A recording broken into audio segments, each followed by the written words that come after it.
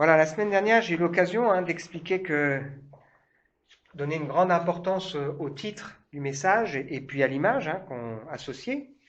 Et ce matin, donc, je vous invite à réfléchir à ce titre et à cette question. Sur qui ou sur quoi t'appuies-tu? Et donc, dans cette question, il y a à la fois une dimension générale pour notre vie. Je m'appuie sur le Seigneur pour mon éternité, mais il y a aussi une dimension très actuelle, très immédiate, dans ce moment, par rapport à ce que tu vis, dans cette épreuve, par rapport aux événements, par rapport à ce qui va t'arriver cette semaine. Sur qui ou sur quoi t'appuies-tu? Alors, on ne veut pas répondre trop vite et on veut se laisser interpeller dans notre cœur et réfléchir pour bien répondre. Cette semaine, j'ai vécu une expérience avec le Seigneur. On en fait tous, hein. Je faisais le point avec David Peter Schmidt, qui est le trésorier de notre association d'église, sur les soutiens. Ça fait un petit moment que je ne l'avais pas fait. Et puis, je me suis aperçu qu'il y avait un soutien qui m'avait été promis, de 150 € par mois, qui n'est pas tombé depuis plusieurs mois. Ça m'a affecté. Ça m'a affecté. Et puis, vendredi matin, en me levant et en me préparant, j'ai demandé pardon au Seigneur. Parce que même si je me dis que je vis dans la dépendance de lui, parfois je m'inquiète. Et j'ai à nouveau eu besoin de me rappeler, oui Seigneur, je veux dépendre de toi. Il est fidèle, il prend soin de nous. Et c'est important pour nous, pas seulement de le dire pour les choses qui sont loin, mais pour les choses qui sont concrètes. Pourquoi on s'inquiète? Après tout, est-ce qu'on n'a pas besoin de se rappeler, de vivre dans la dépendance du Seigneur? D'ailleurs, au passage, j'ai oublié de voir et de me réjouir, d'être reconnaissant pour une sœur de Mirecourt, qui a donné un petit don pour l'église. Une dame qui est vraiment avec des moyens limités, une femme qui est en fauteuil. Ouais, ça m'a touché, au fond, de réfléchir et de me dire, oui Seigneur, on veut dépendre de toi. Il y a des hommes qui s'appuient sur leurs chars et sur leurs chevaux. Nous invoquons le nom de l'Éternel notre Dieu. Ce psaume, nous dit clairement que on invoque Dieu pour dire je dépends de toi. Et sur toi je m'appuie. Et si je m'appuie sur le Seigneur, c'est à lui que je demande son aide. Seigneur, aie pitié. On peut s'appuyer sur sa force, on peut s'appuyer sur son travail, on peut s'appuyer sur sa piété, on peut s'appuyer sur ses sacrifices, on peut s'appuyer sur son argent, sur sa notoriété, on peut s'appuyer sur la technique, les progrès. Certains s'appuient sur leur méchanceté, leur intrigue, sur l'intelligence, sur le réseau, les conseils, la tradition des hommes. Enfin, il y a plein de choses. Notre préparation, nos mérites, on veut s'appuyer sur le Seigneur et invoquer son nom. L'Égypte, c'est comme un roseau cassé qui perce la main de celui sur qui elle s'appuie. Une dent cassée et un piège qui chancelle, ainsi est la confiance en un perfide le jour de la détresse. Ici, il est question de notre éternité, mais il est aussi question de chaque étape de notre vie. Tout ce qui me reste, c'est la certitude de ton amour pour moi. Alors bien sûr, comme à chaque fois, il y a cette conjonction dans ce qu'on va partager ensemble ce matin avec tout ce qu'on a vu ensemble depuis cette semaine et les jours passés. Jeudi soir, on découvre ensemble cette grande histoire. Et il y a peut-être un point sur lequel on n'a pas fait attention. En tout cas, on n'a pas souligné. C'est qu'on a eu d'un côté cette lecture de ce que Dieu propose pour le bonheur de l'être humain avec les 10 commandements. On a fait on a réfléchi ensemble quels sont dans ces commandements que Dieu donne, ceux qui sont repris dans notre loi et ceux que les hommes aspirent. On s'aperçoit qu'il n'y en a quand même pas beaucoup. Et puis de l'autre côté, on a vu l'histoire de Salomon, cet homme qui lui vit comme les gens autour de nous. Il vit pour le travail, le plaisir, la réussite, les enfants, puis s'aperçoit que tout ça, c'est du vent. Mais ce qu'on a oublié de souligner, c'est que les 10 commandements ne commencent pas par « tu ne te feras pas », mais ils commencent par nous dire « je suis l'Éternel ton Dieu qui t'a fait sortir du pays d'Égypte ». C'est-à-dire que c'est Dieu qui a fait quelque chose pour nous. C'est pour ça qu'on peut dire « oui, ok, je peux dépendre de toi, je peux te faire confiance, parce que tu as fait quelque chose d'incroyable pour nous. Tu m'as sauvé, tu m'as pardonné. » On a ouvert ce culte avec Josué, fortifie-toi. Ça veut dire quoi? En toi-même? Non. Fortifie-toi dans cette dépendance de Dieu. Fortifie-toi et prends courage. Le Seigneur est là. Il ne t'abandonne pas. Médite sur ce texte, sur la parole de Dieu. C'est lui qui combattra pour nous. Cela sous-entend, prends le temps. Place-toi dans cette douce dépendance. Mais en même temps, fais ce que tu dois faire. Alors la suite, on fait un peu de, comment on appelle ça, du spoil? On spoil un petit peu la suite. C'est l'histoire de Jéricho, qui va être prise, une ville fortifiée qu'ils vont prendre très facilement. Et puis ensuite, c'est une défaite avec une ville toute facile qui s'appelle Haï. Parce qu'à un moment donné, ils ont, tout en disant, ouais, on dépend du Seigneur, ils ne l'ont pas fait. On a été racheté un grand prix. Notre espérance repose sur Dieu. On a goûté que le Seigneur est bon. Alors, on va poursuivre notre réflexion, apprentissage, pour être une église dans la ville. Un disciple qui vit ce que le Seigneur veut et qui permet à d'autres de devenir aussi des disciples. Et dans cette réflexion, on se rappelle que ce que nous recherchons, ce n'est pas l'efficacité. Ça, c'est le raisonnement humain. Nous, ce qu'on recherche, c'est notre fidélité dans la foi et dans la dépendance du Seigneur. C'est important, ça. On sera jugé sur quoi? Sur notre fidélité. Si Dieu nous conduit auprès d'une seule personne, c'est notre fidélité qui compte. Et comme on l'a dit la dernière fois, on veut voir à la fois plus loin, mais on veut aussi voir plus haut. Et on va voir ensemble qu'être chrétien, c'est vraiment être lucide, mais d'une lucidité qui change tout. Une lucidité qui change tout. Il y a 2 semaines de ça environ, j'ai participé à une intervention d'un monsieur qui s'appelle Michael Gonin, qui travaille donc dans une école biblique et qui a écrit un livre qui s'appelle « Se soucier de la terre et des hommes ». Et il est intervenu pour nous parler de l'écologie. Et là, j'ai pris une claque, parce que moi, ce n'est pas forcément un sujet qui me touche particulièrement, mais on est dans une société où il y a des gens qui sont militants sur l'écologie. Et bien sûr, là, on ne se retrouve pas dans ce côté agressif, mais on a pourtant vraiment quelque chose qu'on peut partager avec eux. Nous croyons que la nature, ce n'est pas Dame Nature, mais c'est la création qui nous a été laissée par celui qui nous aime, comme un cadeau dont nous devons prendre soin. Et si on veut, d'un côté, se battre et respecter cette nature avec douceur, on sait aussi avec lucidité qu'elle sera détruite. C'est pas grave. On veut faire ce que le Seigneur attend de nous. C'est un paradoxe. Comme dans la vie, il y a souvent des paradoxes. La part de Dieu et la part de l'homme. La confiance, la dépendance, mais en même temps l'action. L'onction, mais en même temps la préparation. Alors, on a vu ensemble ce qui s'est passé dans la ville d'Icône et on va poursuivre avec la suite dans Actes 14, versets 1 à 7. Donc, ce n'était pas Icône avant, c'était Antioche. Donc, à Iconium ou Icône, de même, Paul et Barnabas entrèrent dans la synagogue des Juifs et ils parlèrent de telle manière qu'une grande foule de Juifs et de non-Juifs crurent. Mais les Juifs, restés incrédules, excitèrent l'esprit des non-Juifs et provoquèrent leur hostilité contre les frères. Paul et Barnabas restèrent donc assez longtemps à Iconium. Ils parlaient avec assurance, appuyés sur le Seigneur, qui rendait témoignage à la parole de sa grâce, en permettant qu'il se fasse par leur intermédiaire des signes miraculeux et des prodiges. La population de la ville se divisa, les uns étaient du côté des Juifs, les autres du côté des apôtres.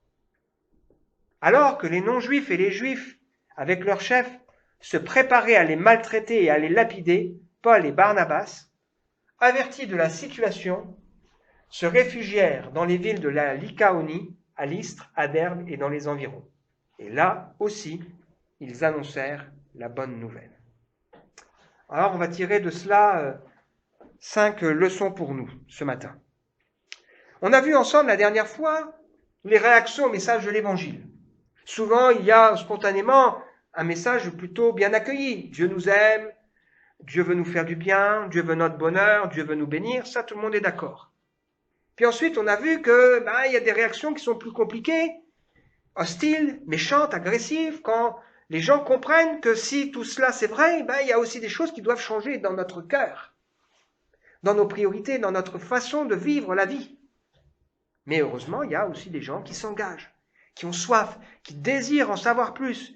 Et les disciples, ils étaient conscients de ça et ils savaient se réjouir de ce que le Seigneur était avec eux malgré l'opposition et malgré la difficulté. Donc être lucide, ce n'est pas à croire et penser qu'il n'y aura pas de difficulté. Que vois-tu dans le miroir? Je vois bien dans le miroir que dans mon cœur, il y a encore des choses qui doivent changer.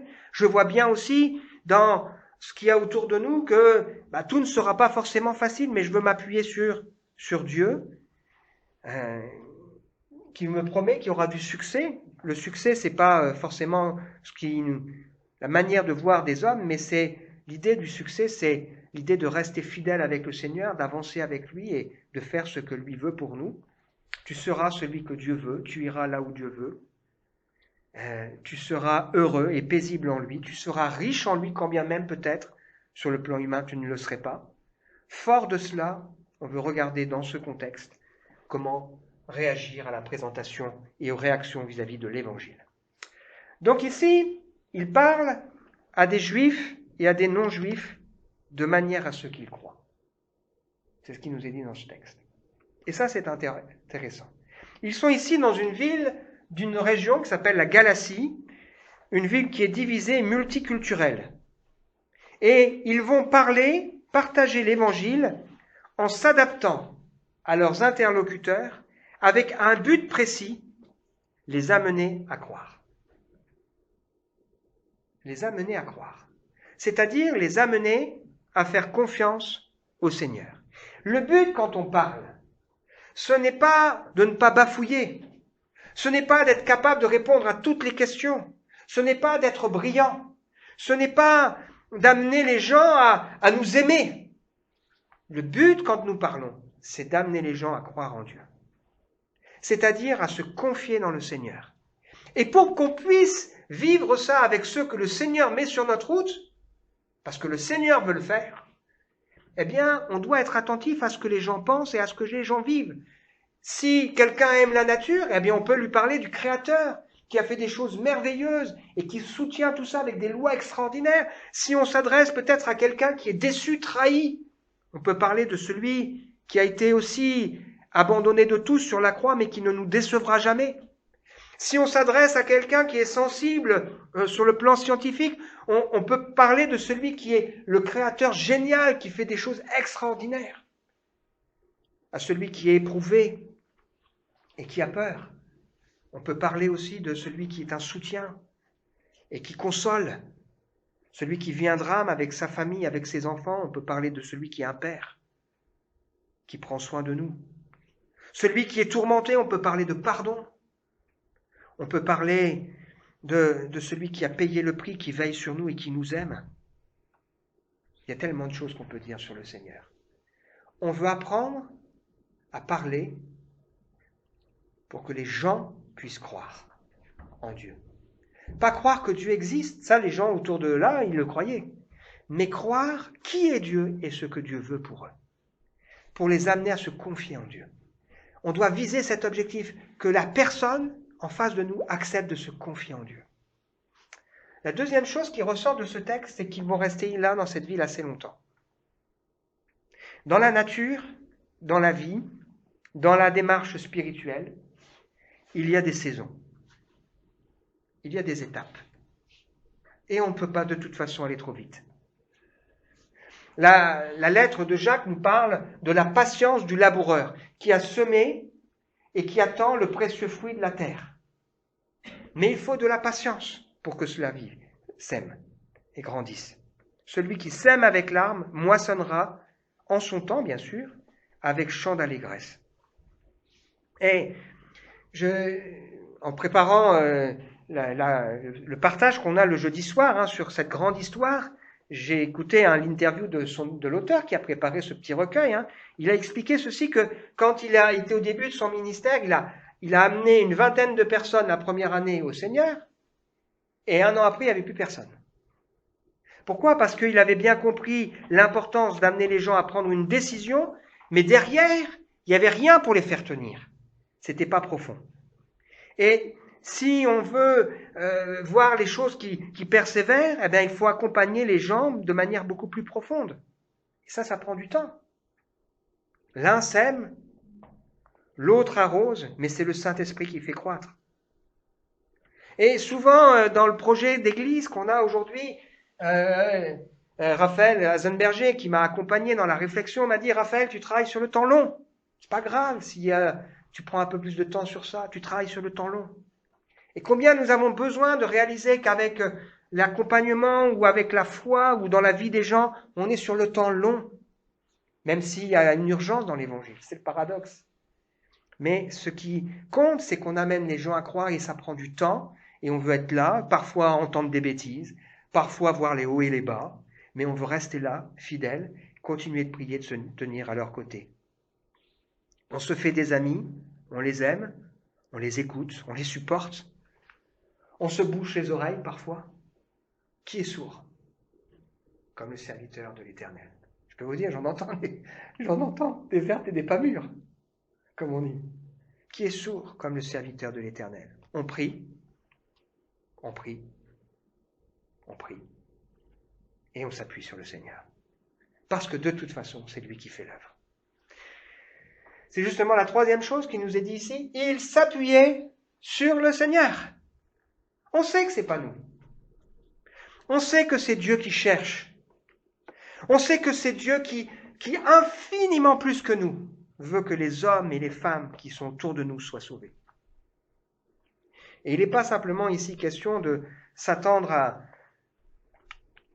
à lui, mais qu'on s'attende à ce qu'il nous montre, qu'il nous dise, qu'il nous remplisse de l'onction du Saint-Esprit pour que nous puissions être entre ses mains l'instrument qu'il veut. Parce que le Seigneur veut nous inspirer. Dans l'évangile de Luc, je vous invite à le relire à la maison, au chapitre 11, c'est ce moment où Jésus enseigne la prière. Il est là, la Bible nous dit, dans un certain lieu, certains jours, Jésus prie, notre Père qui est aux cieux. Les disciples sont touchés, il dit, enseigne-nous à prier, comme Jean l'a enseigné à ses disciples. Ces gens qui avaient l'habitude de la prière se disent, mais lui, il vit quelque chose que nous, on ne connaît pas. Alors, ils disent, enseigne-nous. C'est là qu'il donne cet enseignement sur le Notre Père. Et puis, il enchaîne en racontant l'histoire de cet ami qui va trouver son ami qui lui dit « Donne-moi 3 pains parce que j'ai quelqu'un qui vient d'arriver chez moi et j'en ai besoin et moi j'ai rien. » Et puis il explique que vous imaginez pas que cet ami-là, il va rester à l'intérieur de sa maison, il va rien faire, il va lui donner les 3 pains parce que au bout d'un moment, il va insister, méchant comme vous l'êtes, il finira par les donner. C'est une image pour nous dire que si on vient trouver Dieu pour dire « Donne-moi ce que j'ai besoin pour mon ami », Dieu qui est bon va nous le donner. Et puis il enchaîne en disant « Demandez, l'on vous donnera, cherchez, vous trouverez. Frappez, et on vous ouvrira. » Est-ce que ce n'est pas demander à Dieu comment faire? Chercher le pont, la faille dans le cœur de l'autre? Frapper pour que Dieu nous donne les clés? Et puis il enchaîne en disant « Mais si méchant comme vous l'êtes, imaginez que votre fils vous demande du pain. Vous n'allez pas lui donner une pierre. S'il vous demande du poisson, vous n'allez pas lui donner un serpent. S'il vous demande un œuf, vous n'allez pas lui donner un scorpion. Vous savez donner de bonnes choses, alors le Père Céleste vous donnera le Saint-Esprit à ceux qui le lui demandent. » Donc dans ce contexte, c'est quoi? J'ai un ami qui vient me voir, qui a besoin, moi j'ai pas. Je vais trouver celui qui a. Je cherche, je demande, je frappe. Et je crois que le Père va me donner de bonnes choses. Et que ces choses me seront données par le Saint-Esprit. Le Seigneur ne va pas me donner une pierre. Je suis son enfant. Pour que je puisse nourrir celui qui a faim. Il va me donner du pain. Il ne va pas me donner le serpent, quelque chose qui viendrait du diable. Alors qu'il a besoin d'un poisson, il ne va pas me donner quelque chose qui pique comme le scorpion. Alors que cette personne a besoin d'un œuf.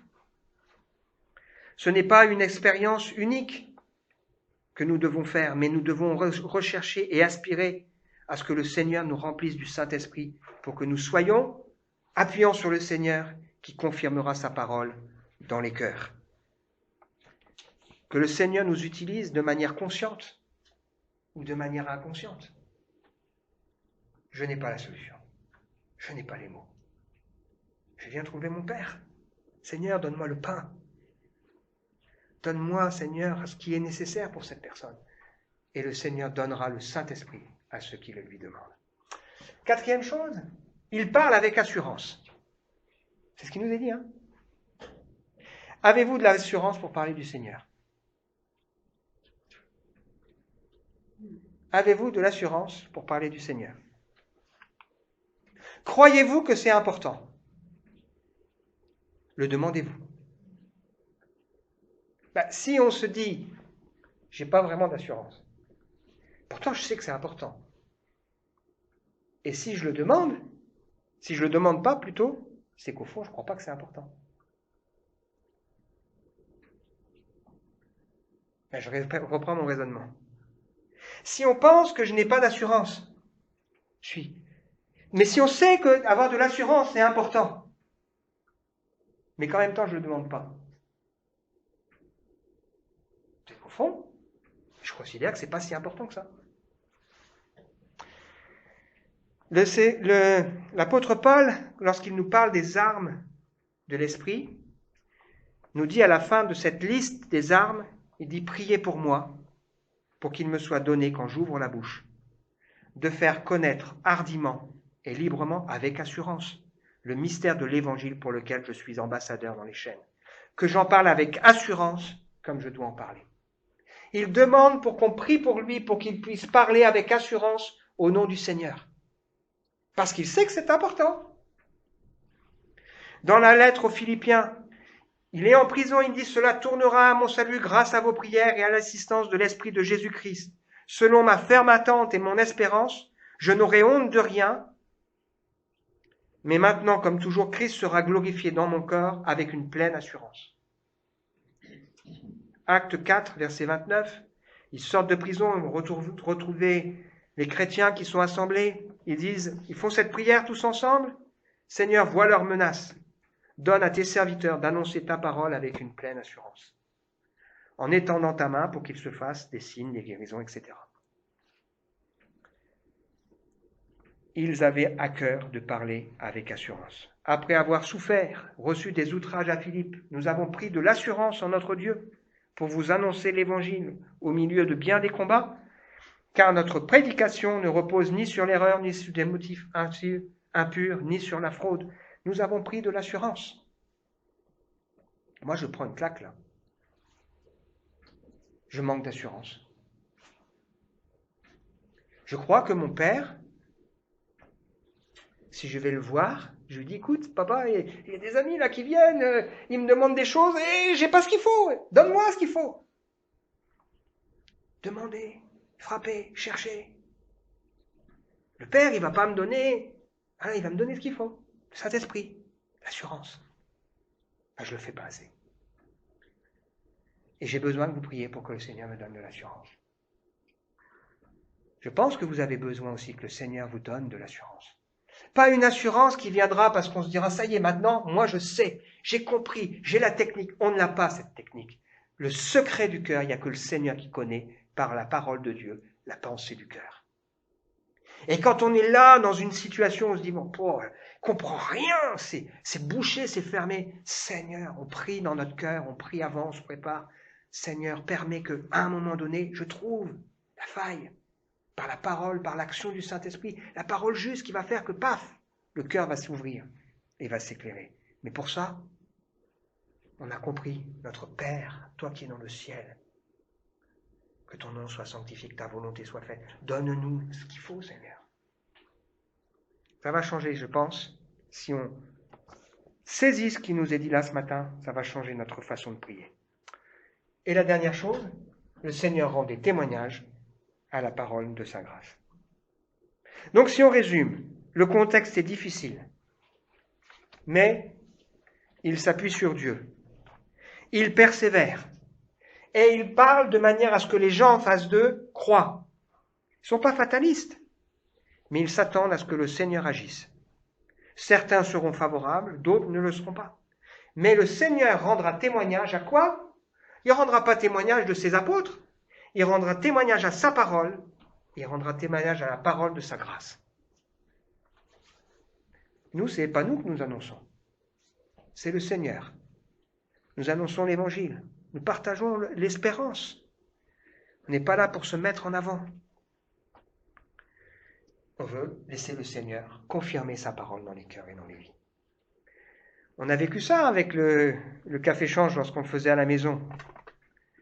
Si il y avait, tu étais là, Francis était là, Marie était là, on avait prié pour Élisabeth. Elle est venue avec le champagne. Le Seigneur a rendu témoignage à la parole de sa grâce.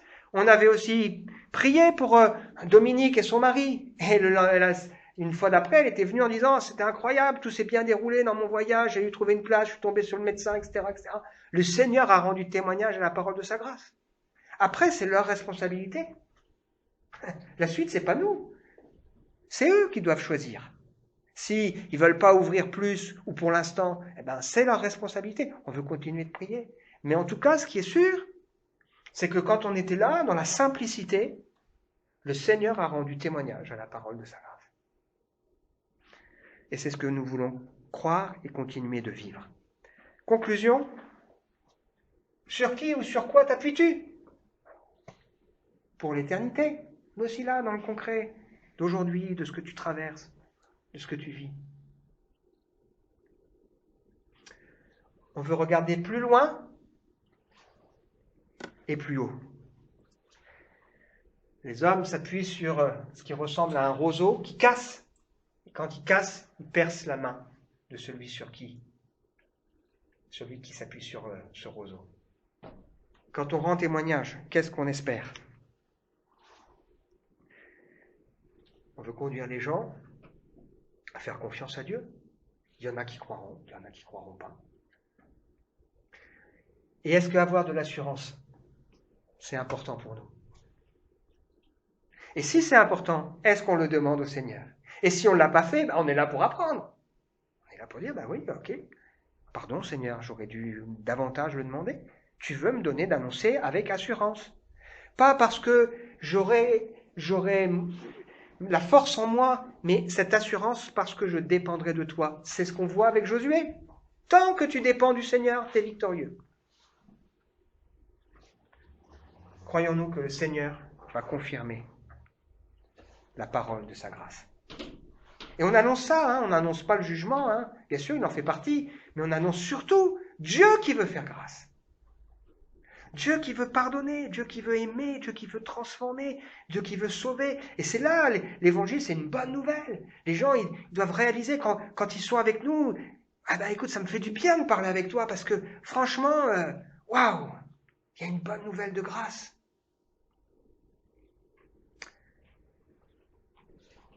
On va prier, demander au Seigneur de nous conduire. Seigneur, c'est vrai que quelque part, dis-moi ce que tu pries, je te dirai qui tu es. Je réalise, Seigneur, encore ce matin que j'ai besoin d'apprendre à dépendre de toi, je le sais, mais j'ai besoin de l'accepter, de le vivre sereinement. Je dépends de toi. Et un père ne donne pas de mauvaises choses à ses enfants.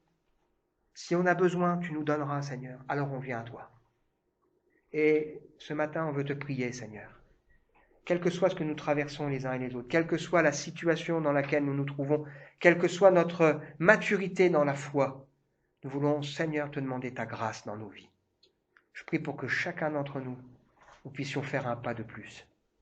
Et puis, Seigneur, nous sommes tellement démunis par rapport à tout ce qui s'ouvre devant nous, ces situations qui nous dépassent. Seigneur, d'une certaine manière, tant mieux, parce que, Seigneur, nous sommes là et nous disons, Père, donne-nous ce qu'il faut pour que nous puissions être celui que tu veux que nous soyons, une bénédiction.